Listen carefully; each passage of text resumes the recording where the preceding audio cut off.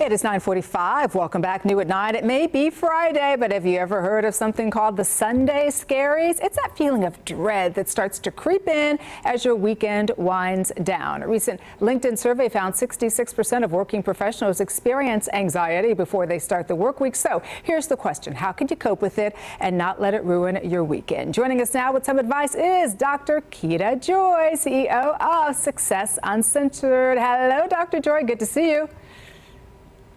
Hey, great morning, Danielle. The Sunday Scaries is a real thing. Beyond, because I experience it on Sundays about 1 o'clock, I would say, in the afternoon. And my energy goes from this thrill of the weekend right to the anxiety of preparing for the work week. How can we refocus that energy? Yes, and now more than ever, we really have to take this seriously. It definitely is even more heightened because we're dealing with a global pandemic, and many people were used to working remotely and now have to work hybrid or full face-to-face. And so now that Sunday scary is even more apparent, and you can feel it even more than before. So what I say is we want to make sure that we unpack what fear really is. And we all know that fear is false evidence, and it's appearing as if it's real, but it's really not. So you want to make sure that when you get up in the morning, visualize your success. Don't visualize all your fear and your worries, because that's how you start to panic and increase your anxiety levels. Start visualizing what will make today a successful day. Is that getting up first and having my favorite cup of coffee? I know that's what I need when I get up in the morning. Is it making sure when I get to work, I talk to one of my favorite coworkers first, because I know that coworker always makes me laugh, always makes me feel good. What is it that is going to help you to have a great day? Actually visualize it and talk about it before you get into the workplace.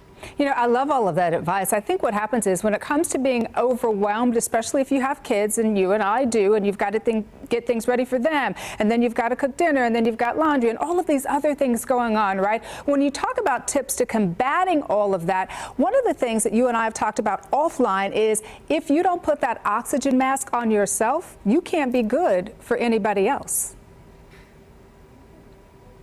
Exactly. And so you want to make sure that you're practicing amazing self-care practices. And that's something that you should be doing whether you're getting ready for work or you're heading into the weekend. You want to make sure that you're taking care of yourself, because if you do that, you're going to be better prepared for other people. And what happens when you take care of yourself, you activate compassion. So you want to make sure when you're getting ready to get up for the day, give yourself compassion so that you can extend compassion to others. Oftentimes we're full with so much anxiety because we want everything to be perfect. We want everything to be right. And that's just not realistic. But if we have compassion, we can make decisions and know that if we make mistakes, it's okay. We all are making mistakes. We're all trying to get used to this whole hybrid and face-to-face model again after being home so long during the pandemic. So having those nervous feelings is okay. I think oftentimes we have to give ourselves grace and allow ourselves to feel a little bit of anxiety. And we're not Superman. We should have moments where you're able to feel that. It's just once you feel it, what are your next steps? So I also recommend making sure that you always practice deep breathing techniques, especially when you're going back into the workplace. You may not be used to such a high workload, and you want to make sure that you are calm.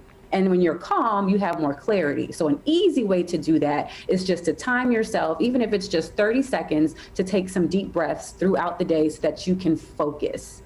That is great advice. Dr. Keita Joy, thanks for joining us. Congratulations, too, on your new business, by the way. Oh, thank you so much. Thank you. And we'll be ready for the work week. Absolutely. All right. The time right now is 9:49.